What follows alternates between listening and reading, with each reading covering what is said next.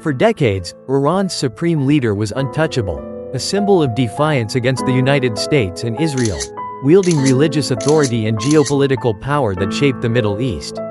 But in early 2026, an unprecedented military campaign changed everything.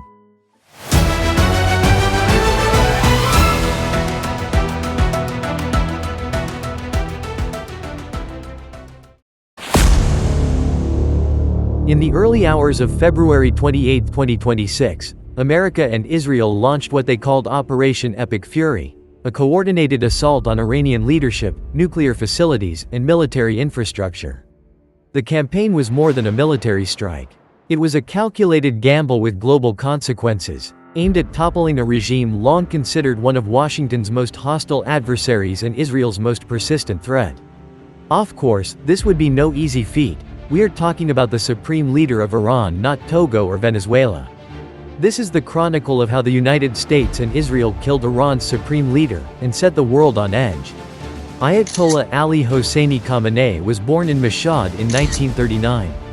In 1989, following the death of Ayatollah Ruhollah Khomeini, the architect of the Islamic Republic, Khamenei became Iran's supreme leader. For 37 years he shaped Iran's domestic and foreign policy with an iron grip, overseeing the Islamic Revolutionary Guard Corps, IRGC, suppressing dissent, and expanding Tehran's influence across the Middle East through proxies and allies. Tensions between Iran and the US-Israel alliance had been rising for decades, driven by Iran's nuclear ambitions, proxy conflicts, and repeated confrontations with Israel's military.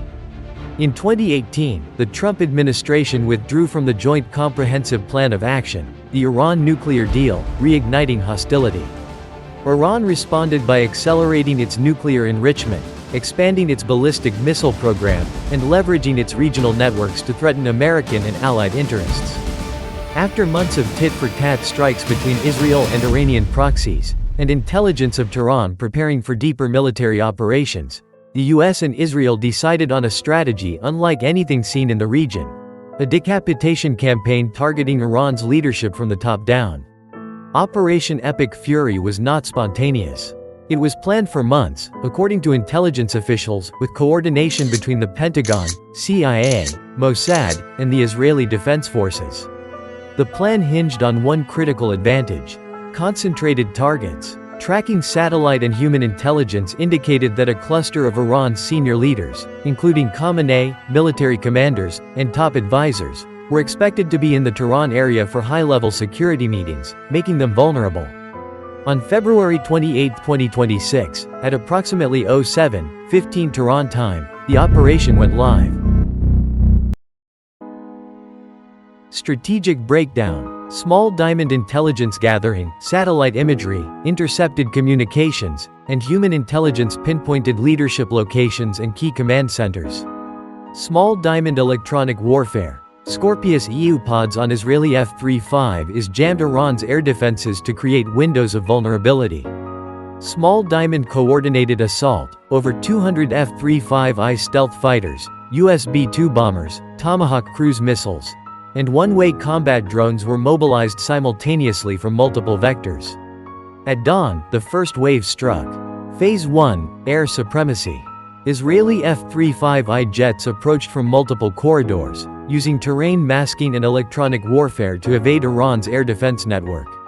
Simultaneously, US B-52 bombers, capable of flying undetected deep into enemy airspace, released GBU-57 Massive Ordnance Penetrators against hardened underground facilities. Phase 2, Leadership Targets. Iran's leadership compounds, most notably Supreme Leader Khamenei's fortified residence in Tehran's Pasteur district, were hit with precision munitions. Satellite images later confirmed widespread destruction of these complexes. Phase 3, Military Infrastructure. More than 500 military objectives were struck, IRGC command and control nodes, missile storage depots in Qom and Tabriz, nuclear research and weapons development facilities, air defense radar arrays and missile batteries, naval installations, including the Canaric base. These strikes were designed not just to kill leaders, but to cripple Iran's ability to retaliate effectively.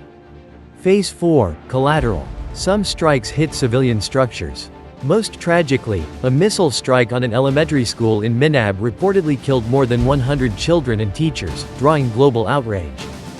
By midday, the scale of the operation became clear. Iranian state media confirmed the deaths of Ayatollah Ali Khamenei, several senior commanders, including Abdolrahim Mousavi, Ali Shamkhani, Mohammad Pakpour, and others, and multiple close family members who were present at the meeting near the strike site. President Donald Trump took to social media to announce, in stark terms, that America and Israel had removed one of history's most dangerous leaders and urged the Iranian people to rise up. In Jerusalem, Israeli leadership echoed the message. The campaign was not only defensive but liberatory, aimed at dismantling Tehran's capability to threaten its neighbors and destabilize the region. The killing of Iran's supreme leader reverberated instantly around the globe. Russia condemned the assault, calling it a violation of international law and offering condolences to Iran. United Nations officials urged restraint, warning that the conflict could spiral into wider war. Protests erupted worldwide from South Asia to Europe, with critics denouncing the attack as illegal aggression. Inside Iran, reactions were deeply polarized. State-led mourning and mass funerals reinforced Khamenei's legacy as a martyr in the Islamic Republic's narrative. Discreet celebrations occurred in urban centers, reflecting the fractures within Iranian society. Fears of chaos and reprisals gripped families and civilians navigating curfews and bombardment. The operation succeeded in killing Iran's supreme leader and several top commanders, but at a cost that will echo for years. It has shattered Iran's internal order, emboldened hardliners, escalated proxy conflicts with Hezbollah, and disrupted global diplomacy. In Lebanon, Hezbollah launched missiles at Israel, triggering renewed warfare on the northern front. The United States has acknowledged casualties, with at least 3 U.S. service members killed during early operations, with Iran claiming to have killed 560. The world now faces questions that endure beyond battlefield win.